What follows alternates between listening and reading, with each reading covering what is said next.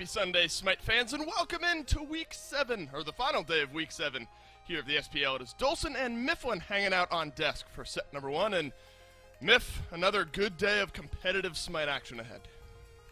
Man, I'm super excited for it. I mean, I'm going to say what we're all looking forward to the most. It's likely going to be this Ghost PK matchup because we've got this new nuance of Ghost looking a little bit more weak, struggling a little bit as the phase goes on, and PK kind of hitting a little bit of resurgence as well. I think it's going to be a very tied up matchup. I'd say maybe even just 60-40 odds favored Ghost, which even just last week might have been 90-10. Good point. These two teams, maybe closer matched as of late than we would expect, at least in the standings as well. 7-3 for Ghost after the loss earlier this weekend. The Knights over there at 4-5. So this is a chance for the Knights to break into that 500 dead even club there in the standings, kind of keeping pace with the top half of the standings here. But kind of keeping that train of thought going, Mifflin, the third place team here at 7-3. They fell earlier on in this weekend to the Renegades in a matchup that I think a lot of people were probably saying, yeah, this is destined to be a 2-0 set, and it was, but for the Renegades. Remember, that's a 60-minute game into a pretty quick one for RNG later on. What do you think about where Ghost stands at the moment? What went wrong in that set? What do they need to change today? And how confident are you in their abilities against PK? I think it really came down to the draft a little bit for Ghost. They weren't really playing to their strengths. It seemed like PBM was playing a much more reserved style. Sanford Soccer, for my money, proved again in that set that he is the best player to ever grace the game of SMITE. I mean, I think the slash line was, 20, 10, and 20 kills, or something stupid like that. He was absolutely popping off. It's just the rest of his team was really struggling to make any real use of his kills, and it seems like that signature early aggression we're used to seeing from them wasn't really coming through. It seems like they were really playing for the late game, and it just doesn't really mesh well with what you'd expect to see. How about this guy on your screen here, Panda Cat? What did you make of his set against the Renegades? I think he's, been hot and cold as far as consistency goes, but his ceiling, the highest point that you can get out of this guy is way up there. So what's your confidence like in the long lane here for Ghost Gaming? PBM, of course, is always going to bring some confidence, but specifically there with Panda Cat.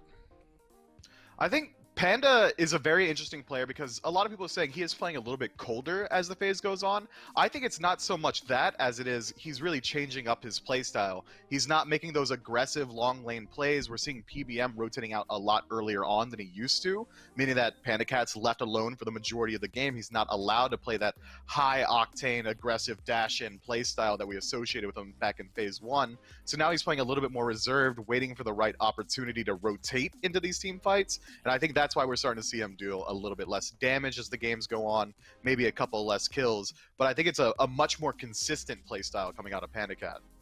Yeah, agreed. And we talk about hot and cold, and maybe no roster embodies that more right now than PK. We see the world champions plus Cuvo of last year come out to play sometimes, and then there are weeks where they just haven't quite brought it. So I think this is a fun team to follow in that you don't really know what you're going to get on any given day. So let's talk about the long lane, a little bit about PK as well. Neil, of course, down there in the support role, but specifically Zapman. What do you think of his chances against PCAT today? It's so hard to talk about Zapman because what hasn't been said about this guy? He's been playing SMITE since it was literally conceived. He's able to keep his cool in these hard situations. He's a fantastic shot caller. He did exactly this to Guy J, which I think should be illegal. Just the raw disrespect to stick in that team fight and win purely based off mechanical skill. I think Zapman is a player that is a little bit slept on in regards to some of the best ADCs in the league because he's certainly got the mechanical skill. He maneuvers himself around these team fights incredibly well. I think the only time we really ever see Zapman struggle is when he decides that he really doesn't respect his lane opponent and he's just going to walk it down and pray a jungler doesn't show up. And even when he is getting ganked out, if he's 0-5 in lane to ganks, he's only ever 1 or 2 levels behind. I think Zapman's a very consistent rod of support for the PK boys.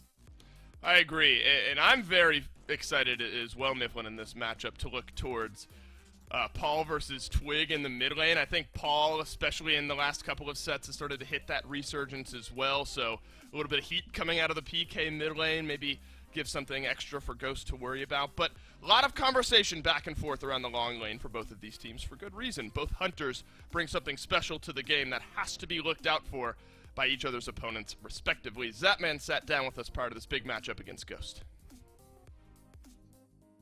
That's right, I'm here with Zapman, the illustrious hunter here for the Knights. And I just wanted to ask you, this is actually a rare position. I mean, you guys kind of being the reigning world champs maybe is teetered off as a conversation point here as we've gone into Phase 2, but how are things feeling right now for you and the squad versus where you were last year? You know, it's not surprisingly, but it feels exactly the same as last year. We're, I think, 4-5, which is what we were last year. We smashed the bottom teams. We lose to the top teams, but some of those games are close. You know, we always make these one or two kind of dumb, silly mistakes that just get us snowballed on, or like, you know, something like that. And it's kind of just exactly the same as last year. So we're feeling pretty comfortable. And it's actually funny you say it that exact way, because the next thing I had written down was, like, you're taking down the bottom teams like it's nothing. But you're going up against Ghost, so it is one of those top teams that, you, like you said, you'll push the games the distance, but you can't quite close out the win. So what's kind of the plan taking on Ghost today? I mean, we work on things in scrims, and we like to try different things. So we'll probably, you know, go with the plan that we made up this week and see how it goes. Just shuffle it around. And, you know, one of the things that the Knights have mentioned, you've said it in interviews, we just had Neil mentioning it, but you guys like to pick kind of whatever. It doesn't matter whether it's meta or not. And as I was looking through, there's a couple of hunters that haven't been picked up so far this year. Things like the Apollo, the Artemis, things you've played a lot in the past. Any chance that you'll be pulling any of those out for us in the next few weeks? The hunter meta right now is pretty like cut and dry. There's just a few hunters that are just way above the rest right now, and they're just good into the jungler meta picks as well as the solo lane meta picks. So I don't know, maybe I'll whip out an Apollo. You never know. I did play it at Worlds, so. Well, maybe we'll just see it so everyone can keep their hopes up. Either way, sounds like it's going to be a fun day. I'm excited to see what you guys can do against Ghost, so good luck in your games, and thanks for your time. Thank you very much. That's right, cut and dry in the Hunter meta at the moment, and not surprised maybe if we see some Heimdall on the board today. We saw some highlights from PandaCat as well as Zapman on that god, so going to be fun to watch these two teams strategize. Mifflin, kind of final thoughts before we jump into picks and bans. I, just prior to that interview, kind of brought up the mid lane meta that both of these mid laners bring to the table. And my favorite question to ask you, just before going into picks and bans, how much overlap do you think there is between Paul, Captain Twig? Do you think that's a contested piece of picks and bans in this game today? Between Twig and Paul, the two that really come out to me, or the one pick rather, is going to be that Hebo. I mean, both of these guys perform at a very high level on it. They really mesh well into each of their playstyles, playing incredibly aggressive, these rotation-centric mid laners. I think that if it's not banned, it's likely going to get picked up from the top three on either side. Outside of that, I think Paul's god pool just runs a little bit deeper than Twig's, so if PK decide to target out some mid lane bans, they might just come out ahead. Yeah, Hebo, I agree. Definitely the one that came to my mind. But without further ado, picks and bans for game number one between PK and Ghost. Two teams that, as of late, Miff, if they win big. If they lose big. It's been a lot of 2-0 sets in recent history for both of these squads, whether it's win or loss. So getting some consistency one way or another, I think, is going to be important, especially now we're starting to we're getting into that second round robin against a lot of these teams, playing these teams for the second time this year, sort of nearing that halfway mark. You want to start ramping up towards the end of the year. So not doom and gloom just yet, but consistency definitely going to be important over the next few months. Hercules banned out first overall here for PK, taking that one away from PBM. Always going to be a strong first ban. And taking away the emoji from Neil, also strong. So no surprise here that both supports being identified, targeted in the first couple of bans. I mean, it's just standard when you're playing against PBM. You got to get rid of the Hercules. And Ghost going with the emoji ban, just responding by getting rid of the actual best support in the game. I think it makes perfect sense. I really like this Persephone ban just because I'm not sure that Twig really has the capability to play that god at an incredibly high level, so you might as well remove it from PK's god pool because you know Paul can do literally no wrong on anything in the mage tab. I think that we're really going to see this Hebo either get banned out or prioritized really early on in the draft, but there's still so much meta available. Nemesis hasn't been banned out yet, Cupid, Rom, there's all these picks that are really high priority. With a couple of target bans coming through here, it's going to leave a lot on the table.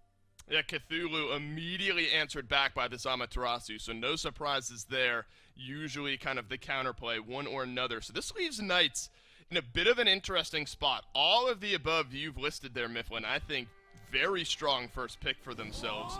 And it is Hebo prioritized first and foremost. 64% win rate here at the SPL level, certainly strong, very good in the hands of Paul.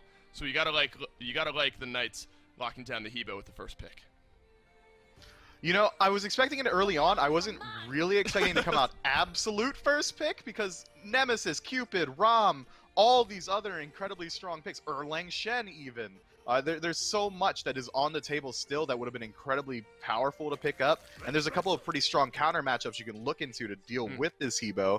Kuz and Bo comes to mind, just the ability to stand in front of them. You got 3 ultimates, that means those are 3 ultimates that can also be hitting you if Kuz and Bo pops Thorns or just his second ability and stands in front of you. I think that it's a very risky early pick, but having Hebo so early in draft means that it's also going to be a flex. It could go into the jungle, it could go into mid. It's going to keep Ghost guessing a little bit. Well, look at this answer back from PK. Another similar win rate to what we see in the Kuzumbo as this Sobek right around that 67% mark. As the game goes on, so difficult to deal with this Sobek. So I think the Knights have themselves a pretty good answer there to that Kuzumbo. Lots of single target setup, some lockdown, a little bit of burst damage in the ultimate as well on the back end. Now Achilles has been really in that popular tier. If you're kind of holding Cthulhu and Amaterasu right at the top there, Achilles, as of late, has been that immediate step down. I don't even know if you take him a full tier down, but the ability to get aggressive for Scary D. We've seen great Achilles performances from Scary D here, so I think a strong solo lane pick for PK. Yeah, Achilles brings a lot of utility to your team, just the ability to sit in the front line, have that reliable form of CC within the stun, a ton of sustain and damage within the kit, chase down potential. Anyone tanky drops low, well, they might as well just be dead because of that execute. I really like Ghost picking up Rom here. Now they can ban out the last couple of hunters that they want to, could target out the Freya, as well as the Cupid, make sure that PK have to drop a little bit lower down in the tier list, likely going to force them into going towards that Heimdall if we do see a Cupid ban come through. I think it's very smart that this Rom gets picked up in that 3rd slot. Right now, between these 2 drafts, PK kind of announcing that this Hebo likely going to be going to mid, Achilles solo, Sobek and support. I really like both drafts, but I might be leaning just a little bit towards PK. This 3 picks so far really fits their style. Well, there is the Cupid ban from Ghost. Heimdall still on the table. No hunter needed by Ghost here, so likely left open and potentially picked up there from PK. Freya does end up falling, Mifflin, to that kind of second wave of bans here, which I find somewhat interesting. Or unbanned out in the first wave by PK, left open all the way through, not prioritized over anything here by PK or Ghost for that matter, but that second wave of bans definitely a strong spot to take her away. How about the Vimana ban? Do you expect that one to be coming out? I wasn't at all expecting this Vimana to come out. I mean, we haven't really seen him have much success in the later phases of the SPL. Shell has been proven to be a perfect counter tool. I mean, the only thing Vimana is going to be able to do incredibly well is go into that big baby form, walk at your mid laner, and now he's going to work through 6, 7 block stacks from Nemean, from Shells, etc. It's really interesting to see that ban come out. It makes me think that Ghost has really been running it a lot in scrims. Maybe we've seen a lot of success out of Final K on that pick, but as of right now, kind of a throwaway ban in my mind. And Final K has gone over to this King Arthur, 50% of the time in the last 6 games. It's been King Arthur, Cthulhu, Xingqian, King Arthur, Amaterasu, King Arthur, so just shy of that 50% mark. A very strong pivot, I think, here from Ghost to have that in your back pocket. Come rotation time, Final K is going to be doing massive amounts of damage in these team fights. Some good setup for his squad as well. It is going to end up being the Heimdall for PK, and then rounded out with the Camazotz Mifflin. Just over that 56% win rate, over that halfway mark. But I feel like we've been kind of off on Camazotz here recently. Not quite sure where we land on him. Do you like the Knights rounding out their draft with a bat? I think Camazotz fits into this draft incredibly well. When you put Camazotz into the jungle, you need to have a ton of CC on the rest of your draft because Camazotz has damn near none. Hebo with a knock-up, Sobek with a pluck and a knock-up himself, Achilles frontlining with a stun, even Heimdall having enough CC inside of his ultimate to self-peel is going to allow this Camazotz to really flourish, not have to worry about his own team, and play as this solo agent once the 5-on-5 starts up. Ghost, on the other hand, picking up Nuwa, it's kind of similar. She's going to be self-peeling a lot with a lot of frontline on their team. Nemesis, Kuzenbo, and King Arthur are all going to be running forward as this 3-man squad, whereas Rom and Nuwa are likely going to be left to fend for themselves in the back line. It's a bit of a risky strategy when you're playing against the gods like Camazotz and Hebo, both gods that can dive your back line incredibly quickly and just one-shot you off of any form of CC. Ghost's back line is going to have to play incredibly well, very safe, nearly perfect if they want to survive PK's dive. Mifflin, it's your favorite. Well, I'm not going to get the chance to ask you your favorite question ever because game one, we're ready to kick it off. PK versus Ghost. Let's get into it. Thank you, Dolson and Mifflin. Finch and Aggro here as we do indeed move into game one between PK and Ghost. And some interesting picks here. I mean, I think we've come to expect this Heimdall here from Zap, this Hebo for Paul. But Aggro, why are we seeing so much more Sobek nowadays as Mike does get caught out a bit here in left, but no real kill potential? Sobek is just kind of that god that is so valuable when you're ahead, and even when you're behind, it's not a bad pick for you. And I think that's the big thing for me, is that his teamfight presence is nearly unmatched. I mean, this guy is going to set up for fights way easier than most other Guardians. His job is pretty one-dimensional, but it's effective. I'm plucking someone, and then I'm going to be able to peel after the fact. Or he can dive. He just kind of does it all as a Guardian. And when he gets ahead, he's impossible to deal with as a backliner because he just does more damage than you and has more CC than you and has more survivability than you. So it's just a versatile pick. You can put it in solo, you can put it in support, and if it gets ahead, it just feels like the game is over. Looks like the Knights are going to be starting at the Alpha, recognizing that Mike comes in to disrupt. Hog, though, should be good for the Secure, but look how low Zapman is already. I think that's why Panda Cat's rolling in, recognizing kill potential when he sees it. Not quite able to catch up to him, though, so Mike ends up grabbing Neil instead. The body blocks are perfect. No way he's getting out of this one. First blood here for Ghost Gaming as they bounce back from a rough set last time. And I'm surprised, Finch, that goes so well for Ghost because we've seen them do that exact play the last few weeks against this start where the supports go to Alpha Harpy right after the fact. We've seen Mike blink in and let Panda Cat hit level 2 and then hope that that's kill potential. I'm surprised that caught PK off guard. I feel like that's what you have to expect when you're playing against Ghost now. Should be ready for it. It looks like Pittsburgh Knights were ready for this red buff invade. They get there in time to try and cause some problems, but Sam has the dash, is able to reposition and Ghost make it out of there with the red buff in tow. You can see it around Mike's waist, as well as not giving up a whole lot in terms of their relics. And this has been a good start here for Ghost. We know that the early game, I think, is where they make their hay, right where they're best. But I think getting that kill over there in duo, getting Mike and Panda Cat's heads back in this, is going to be huge for Ghost. That is a big win condition for them and has been for a long time, just how well that duo lane has really played and put themselves in a position to win. It's really been the side lanes being super strong for Ghost in when they're playing at their best. I feel like it's because their side lanes are playing really well, and then that allows Twig and Sam to make plays on those side lanes. This is that first blood. Great work there from Mike to set it up, and Panda Cat happily taking the rewards on the back end of it. And you mentioned Twig there towards the tail end, how you need the side lanes to do well so Twig can thrive for them. But Twig has looked great, I feel like, this phase, though we do kind of have to acknowledge it has not looked as good on the Persephone. I wonder if this new Wa could be a new staple that we might see for him. How do you feel about her strength right now and Twig on it in particular? I think she's really good right now. I actually think that she's criminally underplayed. After her buffs to her minions, I mean, that is almost a guaranteed stun on frontliners who are right in front of you, backliners who are right in front of you, whoever.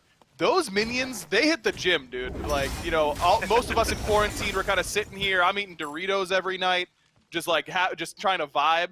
Not Nuwa minions. They have been hitting the gym. They zoom at people. And it's the same as always been for Nuwa. If she can get that minion stun, she does a ton of damage. It's just been inconsistent historically. Now I don't think it's that inconsistent. She still has great self-peel by taking her out of the combat for a long time. You guarantee to get your damage off every single fight. That's really important. You can help your backliners who are diving. This is going to be a really obnoxious team fight to play against here for PK, specifically for Paul and for Zapman, because a lot of teams are starting to use these ROM ults as fight starters, as poke damage. Yep. Imagine that with Nuwa ult now. you're gonna be dead at the beginning of every fight, and you won't even get a chance to see anybody who's doing damage to you. I think Nuwa is in a top-tier mid laner right now. I really do. I think she should be getting played a lot more. Twig should be able to show us some of that hidden potential here for the new WA pick. I think perhaps providing a little bit of safety. I mean, there's not a whole lot you can do to stop Camazot's dive, or even the Hebo ultimate, which I think Myth covered pretty well on the desk. But New WA can get out of there, can reposition as Zapman has to use the Bifrost in left lane to escape the aggression. New WA has some decent safety, some decent turnaround potential, and just some good outright damage. So excited to see what Twig can do here with this pick. We're also going to see Sam on the Nemesis. It kind of feel like someone like Sam should almost never get to have a pick this strong right now, and perhaps he'll get to show us here as FinoK has already caught Scary D. Sam coming up in between. The safety here for Scary as well, and FinoK gets the kill. That means Ghost on the board here second. Perfect timing for Sam, because that's exactly where Scary wants to start playing aggressively. He's finished his boots. You can just trade really aggressively at this point in the laning phase with Achilles. So he's going to be playing up. He's going to be looking to do exactly that, because that's where his character really excels. And Sam is here right on time. Now, the good news for Scary is that he didn't use his TP earlier, so he's able to come back. Doesn't even miss the wave, just ends up losing his blue buff for it. But that's still going to set up FinoK for a pretty easy laning phase from here on out. And Fine's building a little bit less for the lane, a little bit more for the team fight with these tank boots. So it's going to be a lot easier for him to stay afloat in this lane and not get poked out as much. Big grouping here from the Knights. They've got the mid 3v3 here in full tow, even though Sam as well elsewhere, but really just not a whole lot that's going to be coming from it. But this feels like a much more traditional Ghost. The way that they play in the early game, the way it feels like they're pulling your strings when you're the other team, the way it feels like they're always a step ahead of you. We're starting to see it here now. Mike with that nice bit of CC to lock down Neomar for first blood. Sam with the wraparound to come underneath the aggressive Achilles. I feel like this is when we're seeing Ghost at their best, when they're able to spread the map, know what you're going to do before you do, and then have the perfect answer. And it's the side lanes again. That's what this team really does to you. They put a lot of pressure on your side lanes. A lot of teams, I think of Space Station as a team that's really 3v3 focused, that really wants to play through mid, and Nika and Vote will rotate a lot, but a lot of I'd say the majority of SSG fights seem to take place around the mid lane.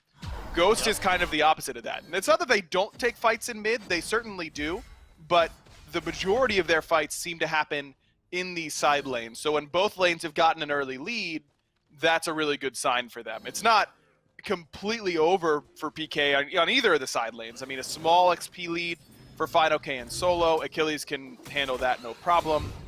Zap is able to stay pretty close to even. He's down in net worth by about 700, but a large portion of that is missing the first wave and giving the first blood over to Panda Cat. So PK's stayed afloat pretty well. It's things like this, the repeated buff invades, that they're going to have to be able to defend. Yeah, I believe this will be blue buff invade number 2 if they can make it work, but it looks like they're already backing up. In fact, Sam is getting aggressive on the Paul, chases him through the crushing wave, but it's just not enough damage. Cubo Fred here for the punish, but Mike elsewhere is able to find the kill. No, he was there with them, taking care of Paul. Sam falls in trade. Cubo is the one that ends up getting the other kill the other way, going on to Sam, so it's 1-for-1 there in mid, as Ghost very nearly able to get Paul cleanly. That was close for sure, but a little bit of mistiming of some abilities in response to that crushing wave. As Fine's in trouble here. Here comes Cubo. I think he's just dead. He's an execute threshold, and Scary D's not going to miss that one, not point blank. So that's another kill here on the board. The Knights able to find a couple of answers back here. Aggro desperately needed after Ghost's great start to this game. It's in that solo lane, which is a great sign. You get Paul. You lose Paul in terms of the death, but at least he gets an assist. You're able to take down Sam, slow him down a little bit. The problem is that Twig was able to survive, again get his damage off, and still stay alive and keep getting that farm. He's up now. He's on top of the net worth. He's surpassed Panda Cat in this game, and he's up about 500 gold now on Paul, who has gone Blink first relic again. I believe he did this against E United and got away with it, and that was in the game where Scream had Fenrir, if my memory serves properly. In this game, not having Aegis early on against the Nuwa will be annoying for him, but if it lets him close the gap and be really aggressive, not usually the Paul playstyle for my money, but if it lets him do that and be the aggressor and put Nuwa on the back foot, it could be really strong. I just wonder how much actual value Paul's going to get out of this relic pre-12. It does feel a bit risky, but that is how Paul likes to play here in the mid lane. He's playing true to himself, and he has already put some pressure on Twig. That's what kind of opened him up to that gank from Sam when he came rotating in, was that he had been pushed up on this new wall. So going to have to make sure that he is a bit mindful of it. And look at some of this itemization starting to come in here for Ghost as well. This Stone of Gaia, I feel like, has become a bit more of a popular pickup for these solo laners, but he's going to get some decent value with it into this draft from the Knights in particular. A great time to pick this item up. Agreed. This is a fantastic item right now for Arthur. Losing Glad Shield took a lot of wind out of his aggressive sails and kind of puts him more on the back foot as a teamfight controller. And Stone of Gaia is a big part of what lets him do that now, because he doesn't have that same insane health sustain.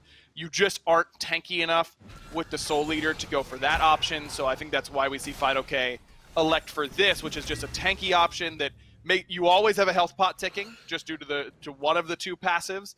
And then the other passive, whenever you get plucked or knocked up by Paul, you're going to end up healing a whole lot. And I think Gaia's extra good in games like this, where it's pretty likely that we don't see some anti-heal from PK. They probably won't buy that much of it with how little healing is really elsewhere for Ghost. Yeah, that's a good point. So he might get away with full Stone of Gaia value, and when that happens, it feels like the item is absolutely overpowered. When it's anti-healed, it's not as bad, but this is when it feels really, really strong.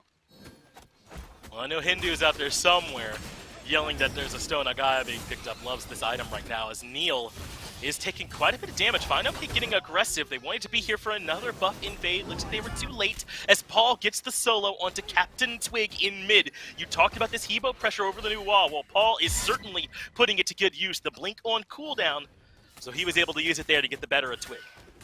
And this is an interesting strategy from PK. Instead of letting Paul rotate and try and affect these fights, they're kind of just they're running an ISO play, basically, is what they're doing. They're just isolating Paul and Twig in the mid lane and telling Paul to go get him. And Paul's going to get him. That time he blinked in, he used the ultimate right away. And Nuwa with beads doesn't really have any options. Sure, Fire Shards is good for getting you out of combat for a while, but not in one-on-one situations where you don't have Paul pretty much dead to rights. I think Twig needs to just save Shining Metal. I think that's really the only way that he can stay safe in that 1v1. And that means he's not clearing the wave very effectively or with any sort of pressure at all. But as soon as that 3 is on cooldown, I'll bet you that's when Paul's blinking in, because then there's no threat of actual CC coming his way. You could always just ult through the root and not have to respect that at all. And if they're really worried about him, I wonder if it's worth giving up on the blue buff invade, as Zapman has to use B to get away from Mike's ultimate in the long lane. Because that's when it happened, right? That's part of how they're isolating him, is they are going to send Cubo and Neil to defend blue, and then Paul knows for sure he can all-in commit to Twig without any kind of chance of anyone else showing up, as Sam drops his ultimate onto Paul in mid, but Paul, without any overreaction, holds on to the ultimate. Maybe it might be worth it for Ghost to kind of keep some members there in mid so that there's less solo potential for Paul.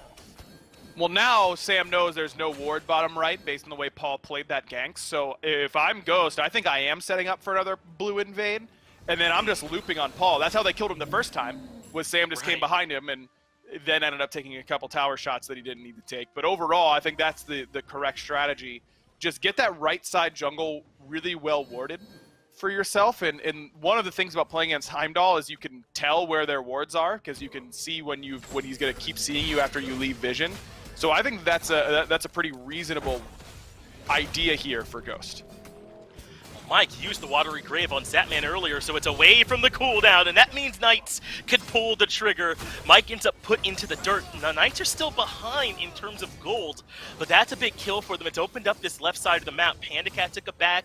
Captain Twig is solidly in mid, and I think PK has recognized they have their window. Now, Panda Cat is a threat with the ulti, but only if he recognizes this is happening. Paul is coming over for the confirm. Panda Cat not going up. It's been reset, so he has time. It's low, and Ghost steal it away. It had to be Panda Cat with the ultimate.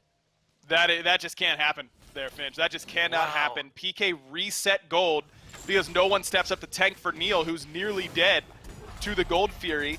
They've got to, if you're in, you're in for a penny, in for a pound. You got to get in there and just accept that you are coin flipping that. but do it as fast as you possibly can. By waiting, you just allow Panda Cat to get more information, to get in place in time, and then to steal that away. That was a great opportunity for PK to really claw their way back into this game. And just a bad fundamentals play by PK. You got to have someone else in there ready to tank. Yeah, that's absolutely brutal there for those guys. I mean, you're supposed to, I mean, having that reset really makes it hard. I mean, a Panda Cat, he gets to see the reset just in time, then he ults to go for the steal. Very nearly gets the kill into Neil on the back of that as well. I mean, you're 100% right. If they just are able to rush that down, I don't even know if Panda Cat gets the ultimate off in time. Instead, he's kind of able to compose himself for a moment, line up that shot, strip it away, and now Ghosts are up almost 3,000 gold, just about, as opposed to the 1,500 swing the other way, where Pittsburgh Knights haven't tied, if not a slight lead. They've been winning these small skirmishes and needed the gold to go along with it. You could also, if you're PK in that situation, just hard reset gold and then go back to it after that ultimate's done, but clearly on different pages. Not the case for Panda Cat and Sam as they execute a very easy dive onto Zapman, who has no Aegis. No Aegises at all, which is kind of the Captain Twig dream playing Nuwa in this game. It's an upgraded shell for Zapman, and that didn't save him a whole lot there. Well, look at this build order from Panda Cat. He's prioritizing the kin size a little bit earlier, and you're going to get kins in the Silver Branch build, right? Normally you want to get the Atalanta Silver Branch kins, and then probably an Odibo at the end to finish that one off, but he's putting this health chunking item a little bit earlier on in the build. You like it there, Acro? It seems to be personal preference for a lot of different hunters on if they want to go Atalantas or Chins first. I will say I think I've seen more Chins first than Atalantas. It's just that Atalanta is pretty low on power. I think it's 25 physical power, which really it doesn't feel like it's enough to help you get those in-lane kills. They knew they had this kill. New ult from Twig came out. Fino Kate made sure to lock him down as long as possible with the ult and Sam there to clean it up if anything got out of order. And now Cubo suddenly on the wrong side of the map. There's a lot of presence here from Ghost, but luckily they're more concerned with this tier 1 tower. So it goes down. It opens up a little bit more map pressure, a little bit more gold. They got this kill into Scary to keep him behind as well. Ghosts are slowly but surely putting pressure everywhere on the map. And they've really done a good job, and Twig has done a good job of just staying safe in mid because they know they're winning elsewhere so easily. Fred's got to use beads and ult to get away from that damage, and Ghost is starting to really pile on. The snowball has begun. They're up 5K all of a sudden, and experience is not looking good right now for PK. They've got level deficits nearly everywhere except for mid. Mike is the same level as Fred, and when you're trying to kill a Kuzenbo who is the same level as you, it doesn't feel like there's much point at all in you even loading in. At that point, that's a tough spot now for Fred to be in. He's got to try and dodge Mike wherever he goes. It's certainly not going to be the easiest thing in the world for them killing Mike at this point in the game. Might be better served to do something else, especially with the fragment on the back of that watery grave. Going to be real frustrating. Take a look at this build from Paul, too. I wonder if they are trying to go for these frontliners so far. This Rod and then into the Soul Gem. Something I think we've seen Paul build a couple times here now. Does mean the pen's a bit delayed. Looks like he's working on a Soul Reaver, so the percent pen comes out, but Zap taking another little 1v1. Not going to come out the same way it did against Guy, though. Ends up having to leave as Panda Cat gets a little bit the better. But Panda gets the shell out from Zap there as well. A lot of respect given by Zap. I wonder if he saw Sam coming on a ward, because Sam was on his way, and he was worried about getting blink bursted by that Nemesis once again. But either way, Panda Cat's able to strip a relic and win the boxing trade. He's got to fall back, though. Huge presence from PK here. They've got the Sobek, Cubo, and Zapman all on this side. Sam comes over to even the numbers. Twig goes up with the fire shot. Now they've got the info. Now everyone is in combat, and Zapman is the one they lock down. Beads come out from him eventually as he's on the tail end, but Mike is relentless. Hunts Zapman down, and Ghost get the first kill of this engagement. The rest of PK are running for the hills. It's a 5-man stack for Ghost and left, and Fino K says, "Nuh-uh, you are not back in here," as he locks down this kill onto Neil Ma, at least forcing him to use the ultimate at the very least. But oh, what a coincidence that all this happens right when Fury respawns. Oh, how kind of Ghost to take a fight right before the objective. I think Zap just had his crystal too far back, and that's what really opened all of that play up from Ghost. I mean, it just feels like, oh, Zap used his movement ability to get away, but Heimdall movement ability is really, really intricate. I mean, you've got to make sure that you are getting it in the right spots every time, the further you travel, the longer the cooldown. And Zap traveled by Ghost's Alpha Harpy down below his tier 1 tower. That probably put it on a 60-second cooldown, 45-second cooldown, like a lengthy one. And that meant that Ghost knew they had the full-on dive. No Aegis for Zap, no shell for him. He'd already used that in the boxing trade. So PBM knows that he's just free to dive on that ADC, and there's nothing Zap can really do to stop the damage coming from Nuwa, coming from Kuzenbo. Like I said, this composition is a nightmare to play against as a backliner. My condolences to Paul and Zap this game. It certainly made life hard on PK, the backliners in particular, but the whole squad, as they have struggled. Sam pulls the trigger, forces Zapman to take the Bifrost, and he barely gets that in time. He was low as Sam shows the burst potential. Meanwhile, Pyromancer being brought down low as well, and PK are nowhere nearby, no one here to try and contest. And I think Ghost recognized that they take the Pyro head right to fire and start burning it as well. Scary D, the only person in the same zip code, and we'll see if he really tries to slow this down at all. They're not exactly burning it quickly. It's not a sprint, but still no one's on the way, so for now they're getting away with it. But now it looks like Scary's starting to recognize he is on his way. Blink's in close, but Ghost are able to take it. Fine OK with the turnaround CC to keep Scary out. That was perfect by Fine OK, because that was going to be awfully close for the Scary Shield of Achilles in order to grab that one, but nothing close about it after that perfect CC from Fine. Well, Fine has already opened this one up as Scary D ends up falling off to the side. Cubo Fred is low, but it's Neoma that will be taken care of first. Zap has to use the ultimate defensively in order to escape, and PK only have 3 lives to their name right now as Ghosts take care of the mid-tier 1. They just took Pyro, they just took the Fury, they just took FG, they took mid-tier 1, and now here they are burning down the mid-tier 2. PK are hemorrhaging the map right now. They can't really stop it without any sort of front line to speak of. Not a lot of CC here available for this 3v3. Paul's got to find a big ult. See the can into the backline goes Cubo Fred, but Panda Cat melts him instantly. Nothing comes out from the bat at all. Didn't even get to use the ultimate. That's a mid-Phoenix now for Ghost as well, as they've taken everything they want here from the map, and PK struggling to find an answer. Man, look at the player damage charts here, Finch. I mean, 4 PK jerseys all at the very bottom. Paul gonna jump up a little bit with that play. Good kill on to Sam for Soccer, at least getting something for PK on the back end, but that is not nearly enough to find one pick after Ghost just ravaged your whole jungle, your mid lane, lost everything there. It is not a good spot for PK now. No, not at all. They're going to have to fall back and do what I believe they do pretty close to best, which is their base defense. This is a patient squad that will put you through your paces on your base siege normally, but down 10,000 gold at 22 minutes with still a couple tier 2 towers to collect to add to that gold even further. This is going to be a significant uphill battle, and when you're dealing with a Hobwa instead of a more traditional mid lane mage, I mean, they don't even have the best way to clear waves from underneath their Phoenix at this point. As Scary was looking for Twig, but good use of the Clay Soldiers gets him out of there. Yeah, it does not feel like a good base defense composition here for PK. I mean, Neil has to really expose himself in order to find an efficient pluck. He has 20 Thieves stacks, by the way. Excuse me, 21 Thieves stacks, 22 minutes into the game. Mike has 5 items. 5. And they're all like full cost. Neil has a bridge item. He's got a Stone of Binding. That's only 1,700 gold. Mike has a Spear of the Magus because he can do whatever he wants now on these dives and will absolutely 1v1 Zap from the point where Zap is in his build. Yeah. I don't know how PK defend on this base siege. It has to be Paul again. Paul's got to find a big blink knock-up ult to insta-kill one person and clip another down to 20% HP. I think that's really the only goal here for PK.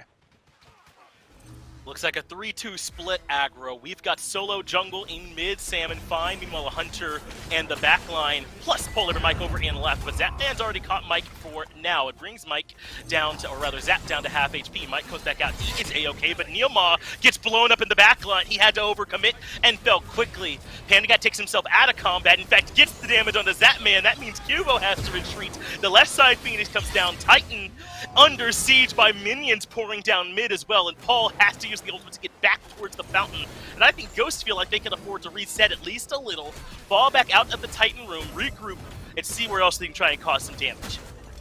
Little surprised. I mean, it's a good amount of time for the 5-on-3. They still had fire for 20 seconds or more when they were backing up, but I mean, these are the 99%ers. You can afford to play it a little bit more slowly. You've gotten 2 Phoenixes down, Primal Fury's up, Fire's falling off. You'll be able to grab the next Fire Giant and then siege for the end. Still think that Ghost likely could have ended in that spot, but don't have too much problem with them playing it slow either. Ghost should be able to lock this one in from here. I mean, if you're PK, you are expecting, or hoping rather than expecting. You gotta hope for some mistakes, man, and probably more than one. A couple, a few, a handful, if PK are gonna try and force their way back into this one. In aggro, things kind of went wrong, I feel like, due to the way Sam played this early game. He was affecting every single lane from minute one. It felt like he had TP or something with how well he was able to spread the map out. Agreed. And what did Fred do with that time? That's a legitimate question because I don't know. Yeah, not a whole lot. I didn't see him at all. It felt like that entire early game. This is a big game for Sam, no doubt. Yeah, and Huvo struggling. Perhaps those struggles about to continue as he's being locked down by Mike. Zapman would love to help, but he's also in critical condition. So Mike continues to run, knowing how much damage he has with the Thorns. Huvo almost kills himself, leaps back in for the heal, but Mike's so tanky, it'll take him a while to get this kill, but they should be able to get it. There's the crushing wave, the charged prey, and Mike does end up a bit alone, but what's happening all that while? Ghost are grouping up on the fire. Scary D here for round 2 for the steal, but I doubt Ghosts are going to make this one easy for him. They have it down low. Twig the one with the burst, and Scary won't even go in. Ghost secured the objective even though they lose Mike. That's still a big win for PK because there was no world in which they were securing that Fire Giant over Ghost anyways. They weren't going to come to contest that Fire Giant anyways. To get the kill on Mike, make sure that he doesn't have fire, which is super relevant with how much damage he's doing in the build. Put him on the bench for 45 seconds, open up some farm on that left-hand side. That's a pretty big win. Zap's going to have to use the Bifrost cooldown in order to get away, and the ultimate, just to make sure, because Final K's spinning his way over. He might not still be away. Now, Final K doesn't have Blink to close the gap, but King Arthur has other methods, but oh, it's a trap. Zapman turns around to help, but fine, okay, tanky throughout all of it. Sam here to deter the aggression, and even Panda Cat was on the way, so the Pittsburgh Knights are going to run. No need to stick around in this fight. Fight underneath the Phoenixes. Get that 6-man to help, because boy, do they need it. But Fire Shards is enough. Twig did a bunch of damage. Zap was low, but I didn't know he was that low. He still had Shell, so he must have thought he was definitely dead. That's the only way it right. did. How did he not get his back off? That's what I'm... Did he decide to walk all the way back? That he must have. I don't know. That's a head scratcher to me. I thought we were said and done with that one, but Twig knew better. Yeah, that's even more impressive to me. How did Twig know he hadn't? He went up for the Right. ultimate. It certainly worked. That's the mid Phoenix down. Left Phoenix is pretty close to respawning, but not there yet. They're reliant on this right lane where the tier 2 tower still stands. Sam is a solo agent in left. Looks like Mike and Fine are on their way to join them. That leaves the carries, the backline alone in mid, but they're regrouping, coming back around towards left to make sure they get this Phoenix as it respawns. This is about as safe of a siege as you can do from this far ahead. I agree, and Ghost has not done a good job of pushing up that right wave. It's going to really delay this end for them. I mean, they've got to go and grab right wave, kill the tier 2 in right, then start to siege the Phoenix on right. And by that time, their fire is going to be basically gone. It might require another Fire Giant for Ghost to end this game cleanly if PK doesn't get wiped in a team fight. And that's just not a position that I think Ghost needs to be in. I was okay with them slow playing the last end, but I think that this has been a little bit too slow for my liking. Agreed. I don't think that I like a team that would go to a base defense even if they weren't down 15,000 gold. You don't want to give them any more chances than they need to get back in. Yep. This PK squad has shown plenty of times before they can come back from spots like this. Again, it's still heavily in Ghost's favor. I don't want to get ahead of myself. It's near 20k at this point, but still, it gets to be at least a little scary when you give them chances. But Ghost still very much ahead. Still have a minute with this FG to try and push. Plenty of time. That's with the full minute on enhanced FG, with the poke damage that you have on your side from the ROM ult and the new wall ult. It's going to be tough to beat. Finok's beats uses Zapman, look to grab him with the ultimate. Zap's incredibly low and no way out. Finok gets the kill as the fire charge from Twig brings everyone else lower down. That's the right side, Phoenix down. Ghost played it cleanly, didn't give PK a chance to move back in. Now the Titan down to half. This game certainly over from this position as the Titan on its last little sliver of health. Ghost to finally clean that one up. 29 minutes, maybe a little bit more than you would have thought, but Ghost able to take care of it without any trouble. Look, I mean, at the end of the day, a win is a win. It's not a big deal there for Ghost at all. And PK, I think, have to really examine what they're going to do in picks and bans. I know Fred's been finding a lot of success on this Camazotz. It was very ineffective that game, but that doesn't mean you shouldn't go back to it. The pick that I want to see changed is this Heimdall for Zap. I feel like we've seen Zap on this pick a lot, and I don't know his exact win-loss, but I don't remember a whole lot of W's in that column, man. I don't know. That Heimdall, I think, has really, really struggled for a lot of different players, Zap included. I'm ready to see Zap prioritize something a little bit different in game number 2. Some struggles for PK in game 1, to say the least. Maybe they can bounce back in game 2. We'll find out after the quick break.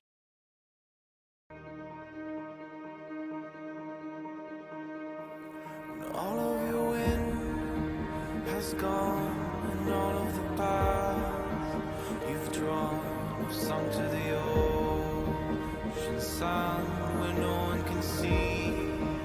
You stand on at the dark embrace, cower the dreams you chase under the rust and blood. Don't let yourself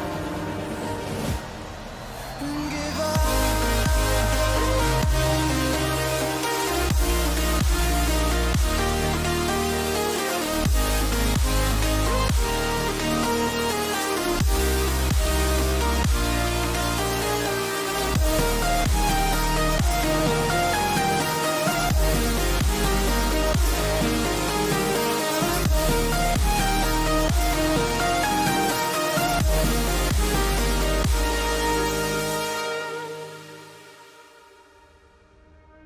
And all these steps that we take are leading us far away.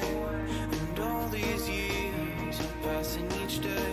Since then we are far away from where we were. We did what we could. We're light years away from where we stood. The road goes on far from it all.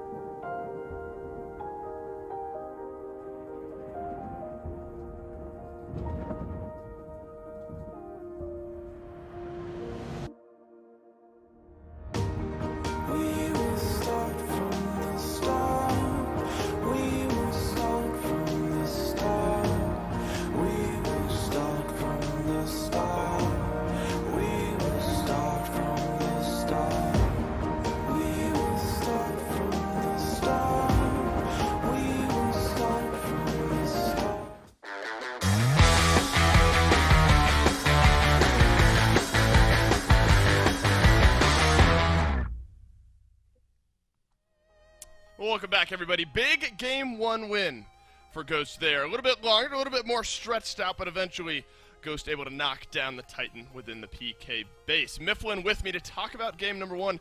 Miff, jungle pressure early and often from Sam for Soccer here. Maybe a Gold Fury steal away that really gives Ghost the edge in the early. What'd you see out of Ghost this game that gave him the win? That Gold Fury steal was a huge part of it. That's where we saw the real big lead start to establish for Ghost. They started to snowball from that point. But the jungle diff, man. Sam for Soccer locks in Nemesis against a Camazotz and absolutely bodies not only on map presence but also damage output. Shouldn't be happening at any point. Camazotz's early game is just that much stronger. But I really want to highlight Fine OK, man. He gets an early lead in the lane off a couple of ganks and then immediately rotates out and starts expanding his lead to the rest of the team. He sacrifices his own individual matchup lead up against Scary D in order to put his team ahead. That's why we didn't really see it reflected too much in levels or gold, but just his map pressure was so immaculate. And I like the way they played around Twig and that Nuwa ultimate as well, specifically that previous highlight. Great at setting up that little extra bit of damage to knock down some kills, an easy way to kind of play around some extra mid lane damage. So definitely strong there. PPM on this Kuzenbo, I believe at one point equal in level or just one level behind Hugo Fred. Built the Spear of the Magus at one point here in this game, so the Kuzenbo was absolutely swinging. Mifflin, this is just one of those games where down the stretch, everything just kind of goes right for Ghost. And not much really goes right there for the Knights. I think Panda Cat as well, worth bringing up his name. He's the only one we haven't really talked about yet. 4-0-4 on this ROM, quiet in the early. But by the time the late game swung around, you know, still only third for damage on his team. But the ROM was absolutely melting targets by the end of it as well. Yeah, Panda Cat really has adjusted to this new playstyle where he's not playing that aggressive laning phase and he's waiting to get into these team fights. He's really starting to remind me of players like Netrioid, like Cyclone Spin, who have really shifted their focus towards the late game. I want to highlight Paul again real quick up against Captain Twig with that swift solo kill in the early. It seems like that's the strategy PK is really trying to work around. They want to isolate the mid lane and allow Paul to really try and get his work done in that 1v1 while keeping pressure up on the side lanes. Unfortunately for them, it doesn't work out. I think long lane combined was 0-9. There's a lot PK is going to need to address not only in the draft but also in play style if they want to match up against Ghost. Yeah, it's absolutely brutal. A tough day to be a long laner over on PK's side. Aggro a little critical, I think, of the Heimdall pick there for Zapman. Do you subscribe to that theory as well? Do you think it's time to maybe look elsewhere? I think Heimdall in of itself is a very strong god just because of the kit, the safety, the CC immunity, the ultimate, the ability to push a lead if you are able to get one is all there. But with one of the strongest builds being in the game being that bow build, just trying to get as much attack speed as you can, synergize incredibly well with that silver branch bow.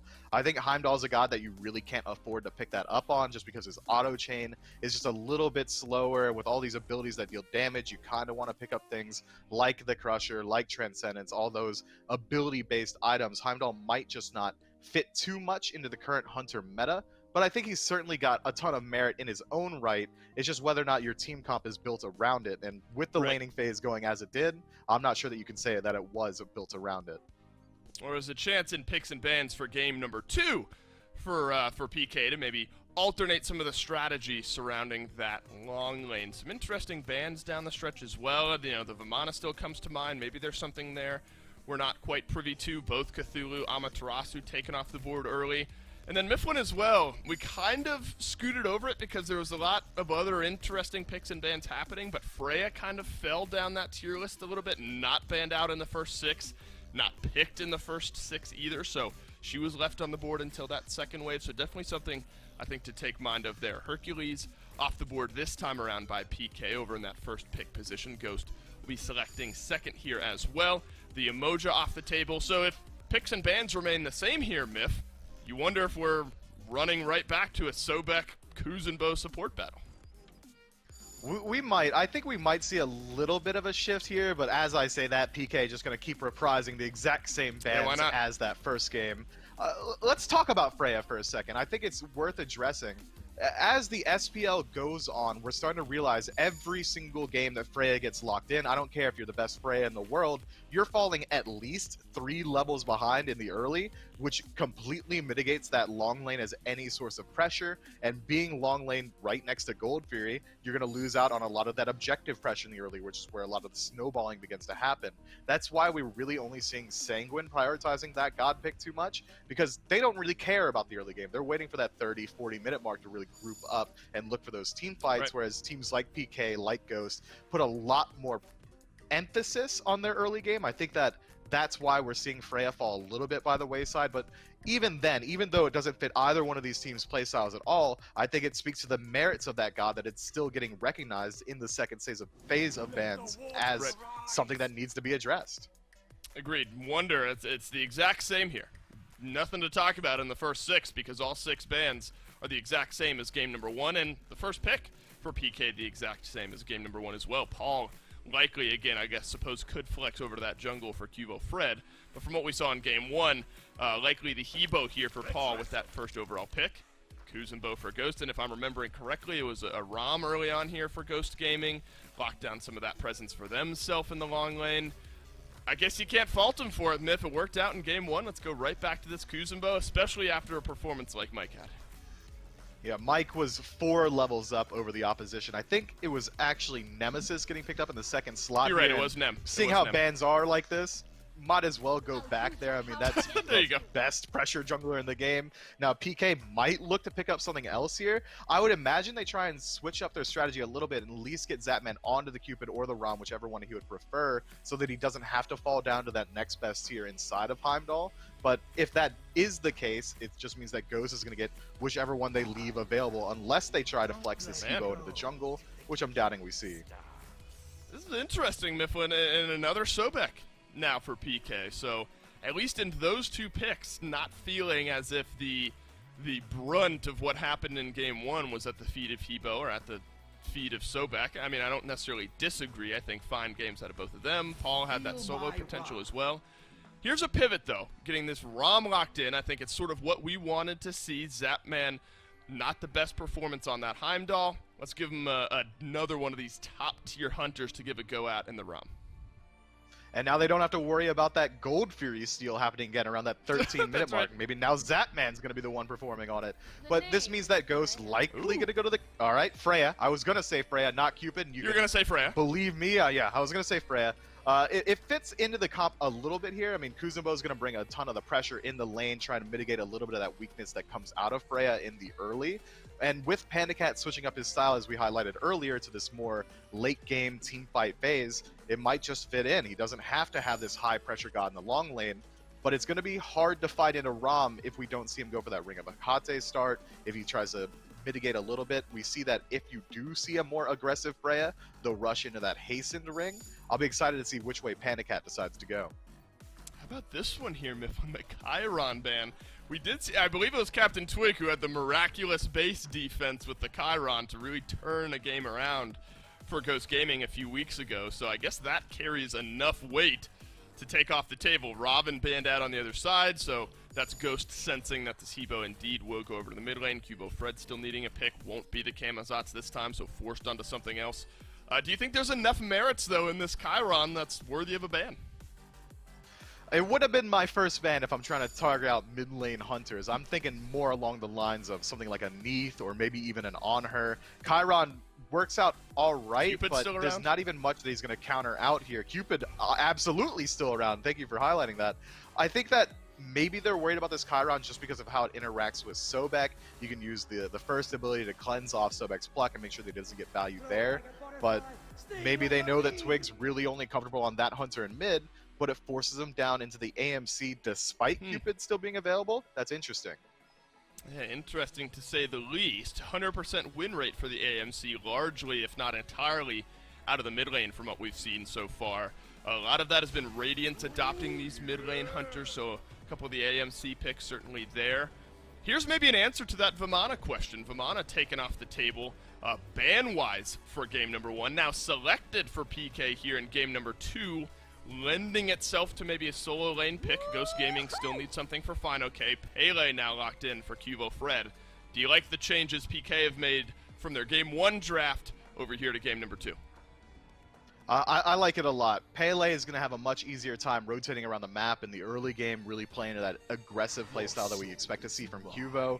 Vamana has a decent matchup into AMC, a little bit weaker into Freya and Nemesis. That big baby is going to get absolutely bursted. Hades in the lane, I don't imagine anything really happens over there. Maybe we see some ganks come through to facilitate some kills, but Vamana really shouldn't be getting soloed. Hades really, really shouldn't be getting soloed, especially because of all the sustain in his kit.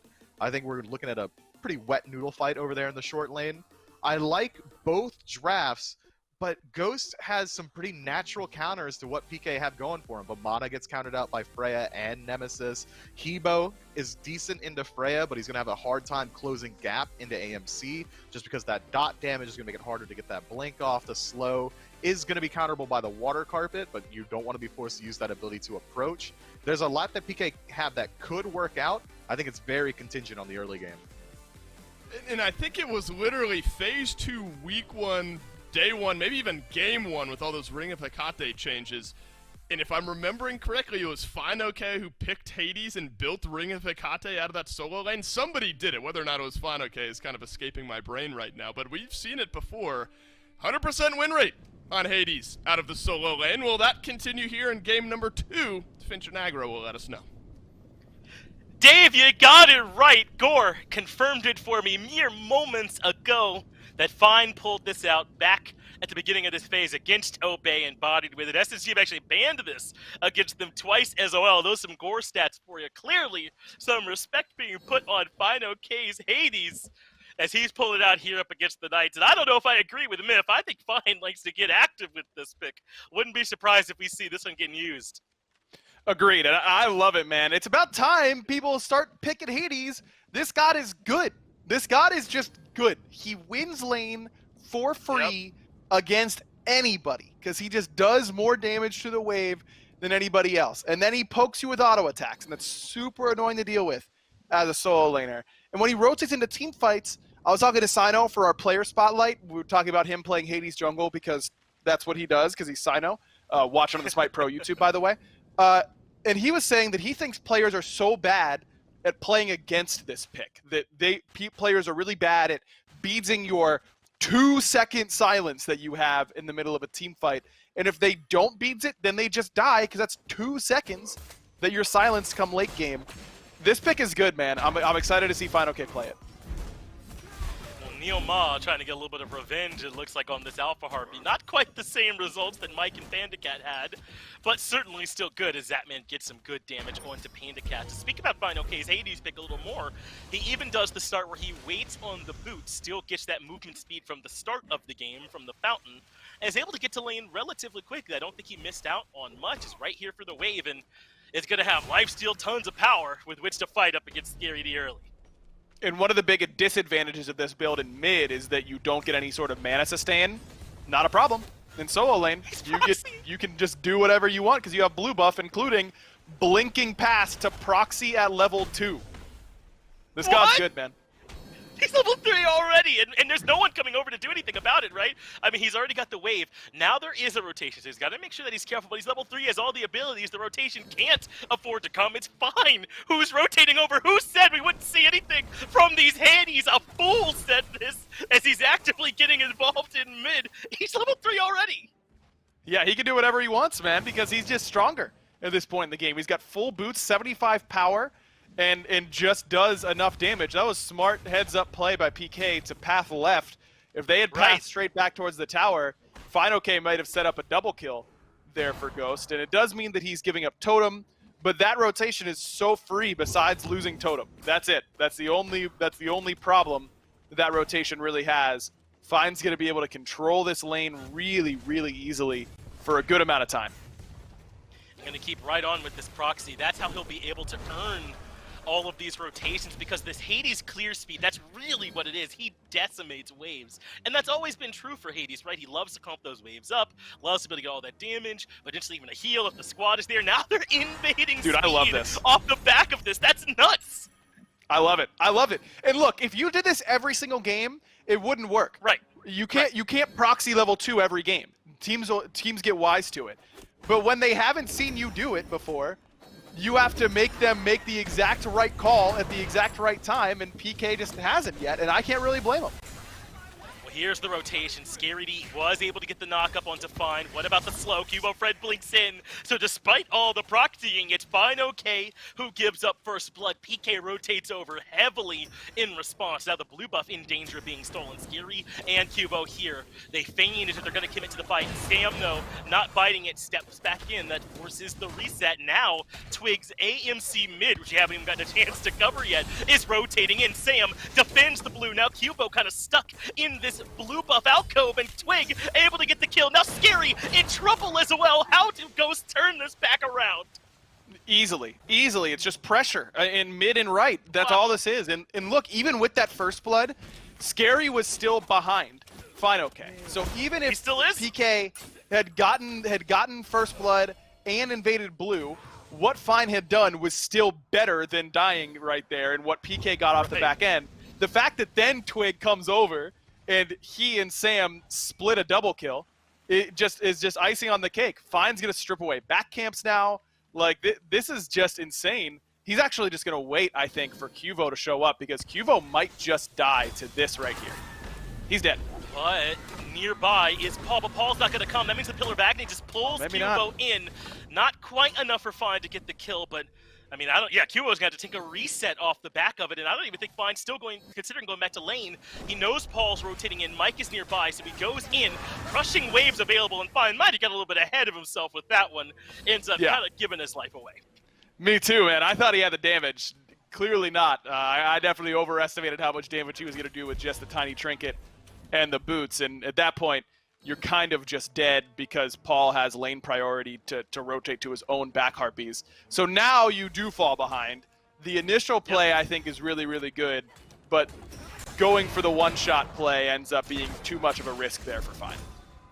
Vandecat, though, knows he has some backup, getting aggressive here in duo. Really the other way around. PK, we're trying to strip away his farm, knowing Sam was in right. But Zapman has bit off more than he can chew. Didn't expect all this coming over on the rotation. Mike ends up getting the kill. Meanwhile, Fine okay, reestablishing dominance here in solo. Certainly still behind experience-wise. It's only level 5 as opposed to level 6 for Scary D, but still, they really are not losing all that much. I know he's behind here now, but it feels like they can reestablish control at any point. It shouldn't be too difficult for him. I mean, he's going a pretty damaging build. No defense for him yet. I imagine this will be a Typhon's and not a Bancroft's Talon, but really could go either way for him over here on the solo lane side. That's going to make it pretty easy for Fred and Scary to kill him. I mean, we've seen as soon as they get on top of him and they close that gap, they're winning those trades pretty easily. They kill him pretty quickly. There's an ult for ult trade. Fine okay giving up his ult for the Colossal Fury coming out from Scary D. And that probably favors Fine, really. He's the one who wants Scary D to lose that safety so he can get aggressive. The one with all this sustain, all the clear pressure, who can afford to continue to bully. I don't know if we'll still see the proxies for him. I think PK has shown good enough responses where he'll give them a bit more respect as Sam lurks over here near left, sees Zapman all alone, but Neilmaw's nearby, provides some support, and Sam has to give it up. Ghost still ahead, though. This early start has really worked out for them. A little bit of a lead in the jungle, a lead in mid as well. The 3v3 on the right side of the map are benefiting. They're in a really good spot. And look, the left side isn't that much easier for PK because Zap has no beads for another minute still. Panicat hasn't even reset quite yet. He's going to have a ton of gold to go back and buy whatever he wants, and he decides to just finish the hastened ring right away. This gives him tons of kill potential in this lane very, very quickly. I like the pickup. There's a lot of PK presence in the jungle. Sam is the early target, but is able to get back to the tier 2 easily. And Fine now should have all the information about all this presence. No way he steps up too far and gets picked. That means PK came to the jungle as a full 4-stack, basically, and don't get a whole lot. Scary does not have the ultimate yet, but Ghost's not going to pull the trigger or hard commit to him. But they are on their way towards this blue buff. It's already been confirmed. They get there too late. So PK, with all this right-side presence, at least defend all their farm. And Scary was really hurting for a blue buff. I mean, Vivana is just a pretty mana-hungry character. Doesn't have any sort of mana sustain in the kit. Doesn't have any actual sustain either, so he really doesn't want to get put in a position where he has to auto-attack down a wave because he'll just take too much poke. Getting that blue is important. Sam, though, being chased out by Cuvo, but again, no commitment. He holds on to that volcanic lightning, even with Sam at half HP nearby, and Sam steps in, but he's trusting Twig to provide the damage for him. Sam is able to reposition, but that leaves Twig on an island, and Scary D hunting him down. Charge Prey there, forces out the beads, but no way Twig lives from this position. Scary D blinks in, cleans him up, and Twig has his first spill of the day. So even though they got all this pressure from this Hades, these little skirmishes in the jungle have all been going PK's way, but Sam takes care of Cubo. Fred, fine, okay, blinks in and ults too, and now gets some backup here from Mike, who keeps Scary D away from the mid-tier 1 tower, but misses the push. Yeah, that sumo slam off the mark is the end of that kill potential. I don't think they could have killed Scary either way from that position, but Panda Cat and Zap taking a fight now. Neil's going to be the first one here. Yeah, and there's no way that Sam can come over to this, neither can Fine, so it's just the 2v2, but Ghost don't end up taking it. The red buff ends up getting grabbed, but that was a lot of action over there on the right-hand side of the map. It looks like PK have chosen to respond to Ghost's pressure with pressure by trying to be there ready to scrap. And that's the way you beat pressure. You don't beat pressure by letting them take your buffs and, oh, we'll pick our fight perfectly. That was PK's game plan game 1, and look what happened there. Right. The game was effectively over 20 minutes in. This is the right way to play against pressure, is to try and match it, is to bring that same level of energy to your fights, because if you just let them take whatever they're going to take, it's going to be very, very difficult for you to find a small window on which you can capitalize. I like the way PK's played. They haven't, they got a little bit bamboozled at the very beginning, it felt like, but ever since they've looked really strong. They have responded to it very well as Scary has his ultimate.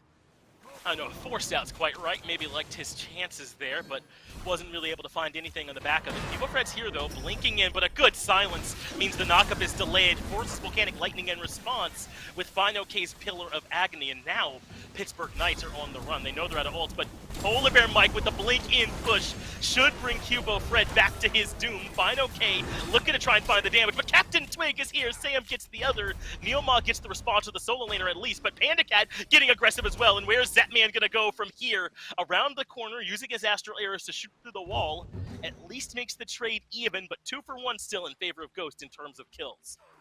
And this Hades is starting to fall behind, which is exactly where you don't want to be as Hades. I mean, being a level down now to the enemy solo laner does not feel great for him, but that was close. I thought Paul had enough mana to pull the trigger on that ultimate, and Twig would have been in a lot of trouble, but like yeah, that was close. Speaking of close, Panda Cat 1 HP, but Zapman no ultimate in order to finish him off. Been a scrappy game 2 so far up until this point, but even though the Fine is falling behind, I think he's still got a lot of value out of this Hades pick so far. He's bringing a lot of CC, he's bringing good control, and Sam is really reaping the benefits.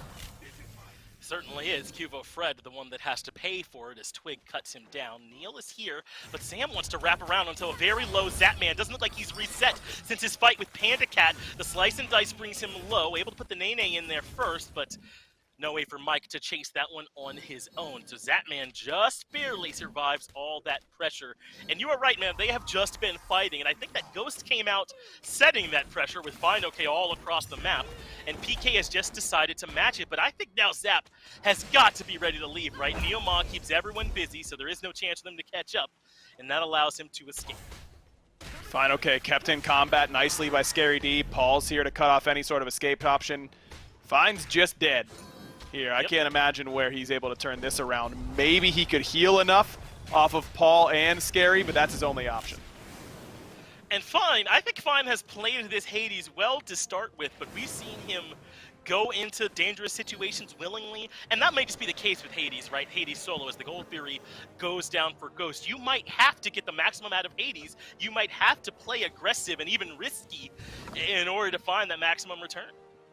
You do. I 100% agree with that. You definitely do need to play aggressively because you aren't going to be this late game powerhouse. It's not like you're useless late game. You've got, again, a 2-second silence slash fear that's pretty easy to land on the priority targets, but you're not going to be able to stand in the midst of everybody and be this massive damage dealer like you can be early game. So I agree that Fine does need to play aggressively early. It's definitely been too much. I mean, 0-4 in 12 minutes is definitely not in the playbook for the Hades solo, but he's still not infinitely far behind. He's keeping pace with Cubo, which is really the important matchup he has to worry about.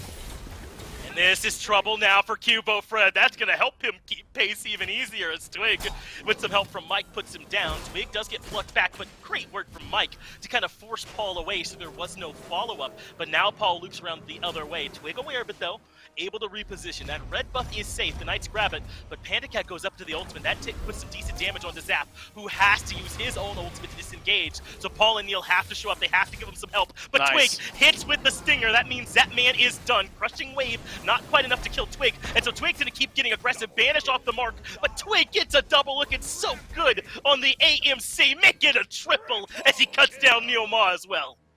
What a game from Twig, man. I mean, so much of this game has been centered around the Hades, as it probably should be. But Twig has quietly played absolutely lights out. I mean, perfect positioning from him in so many team fights. He's been there to follow up. The stinger that he had there, I think on the Neil as he was retreating, was phenomenal in order to get that kill. Love the way Twig's playing this AMC, and if chat and everyone else is going to give Ghost and Twig in particular a ton of beef for whenever they play poorly, he definitely deserves it whenever he plays well, and that's certainly been the case here in game number 2. And I think, first, the Persephone games were not great, but also, we've been giving Twig a ton of praise this whole phase. He's looked great.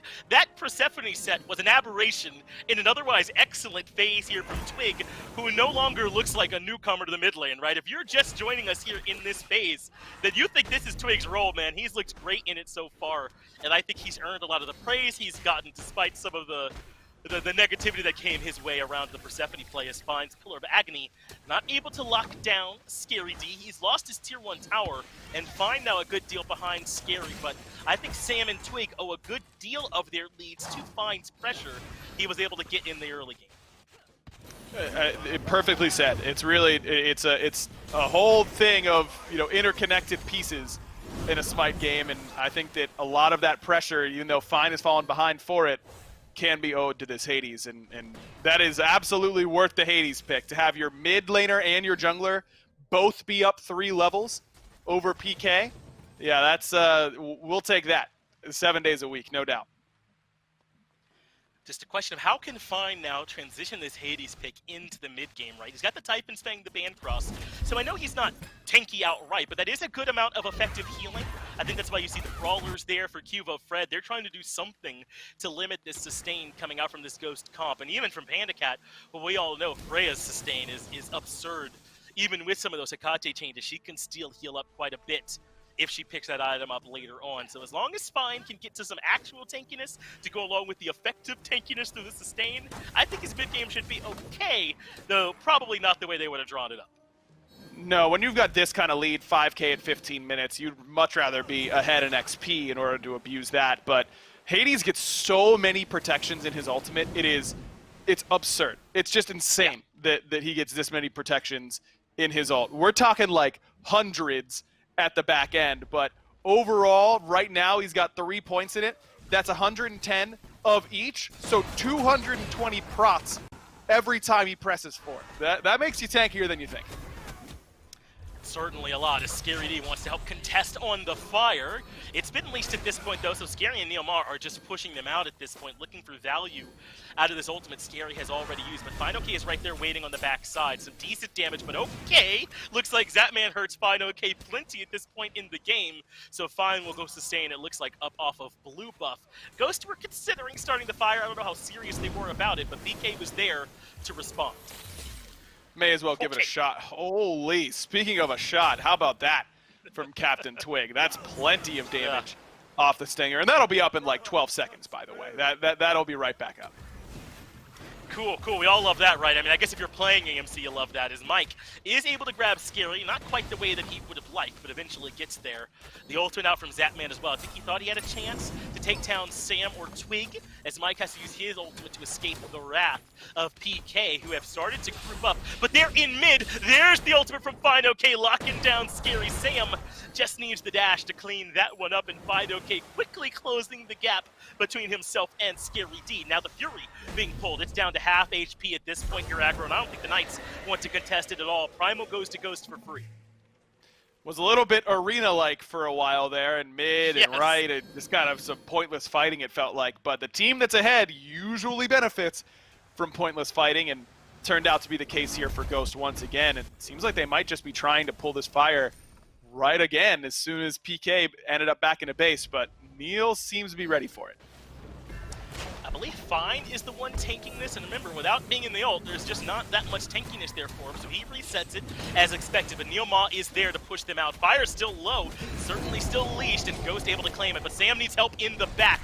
The shell comes through, and that should provide some, as Cubo now isolated. The slows are there. Panda Cat goes up with the ultimate, misses the last 2 shots, but Cubo Fred has the beads. That means a double. He takes care of the duo lane of Ghost, and that's a lot of value from the FG taken away right then and there. And Twig finds Scary D in the jungle, gonna try and trade out his life, and nearly did so. Got the shell from Zapman. That's a pretty big shutdown there for Scary, and a big play from Fred, who really, really needed one.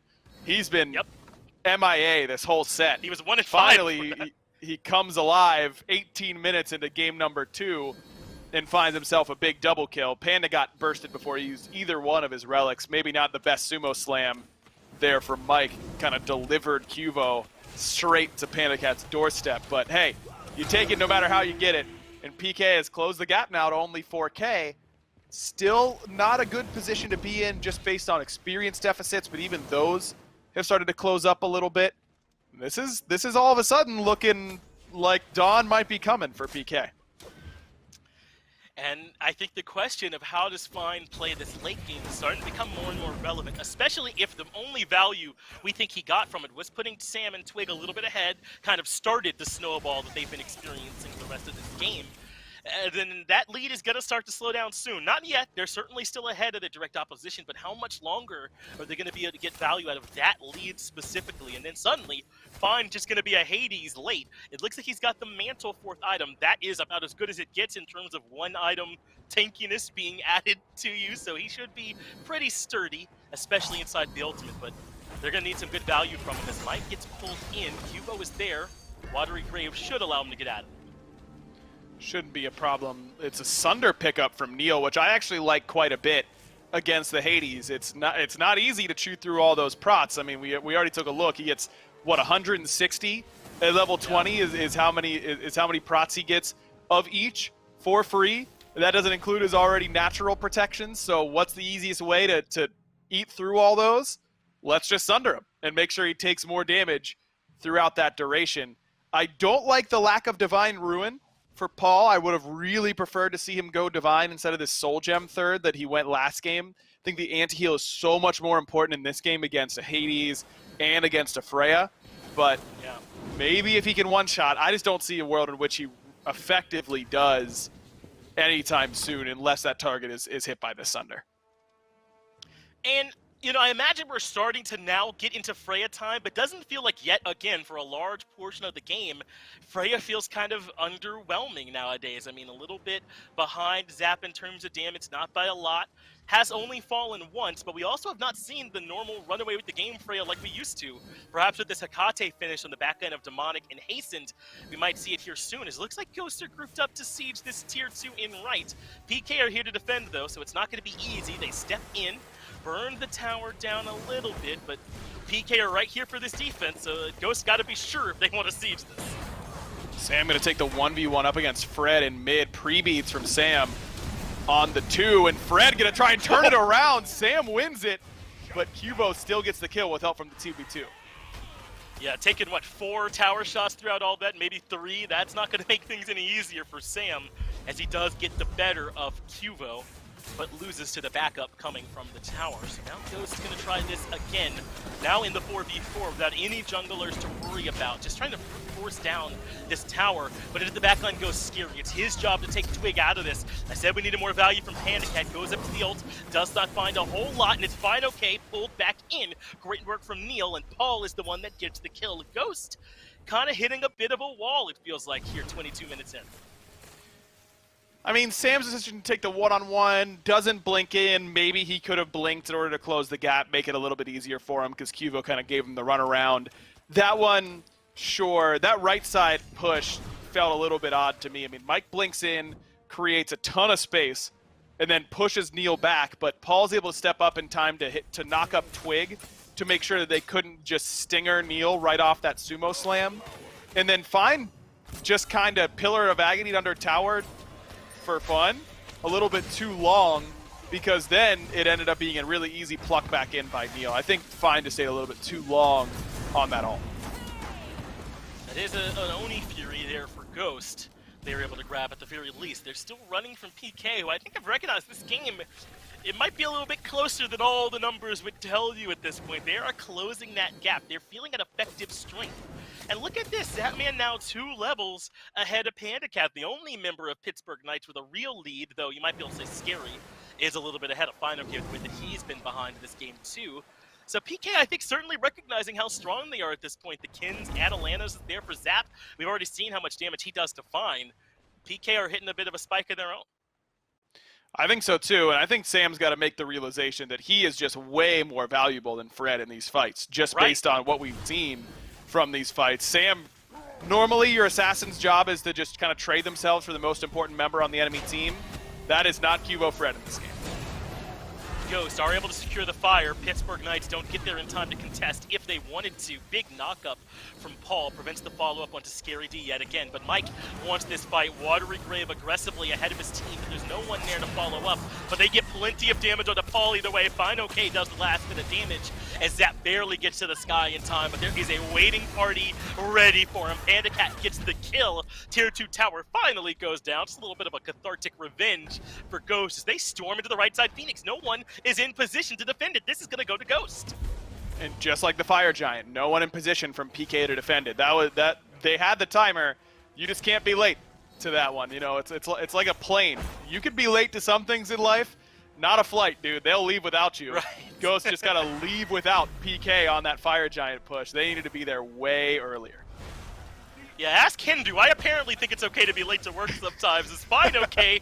Drops the ultimate onto Neil Ma. Trouble for Cubo, though, who's stuck in the middle of it all. PandaCat gets the kill for it. Titan down to about half, maybe lower. PandaCat goes to the sky. The ultimate's enough. And Ghost Gaming cleaned this one up in 2. They made us hold our breath a couple times, but they secured them both relatively clean. And game 2 was actually really fast. It was 24 minutes on the clock.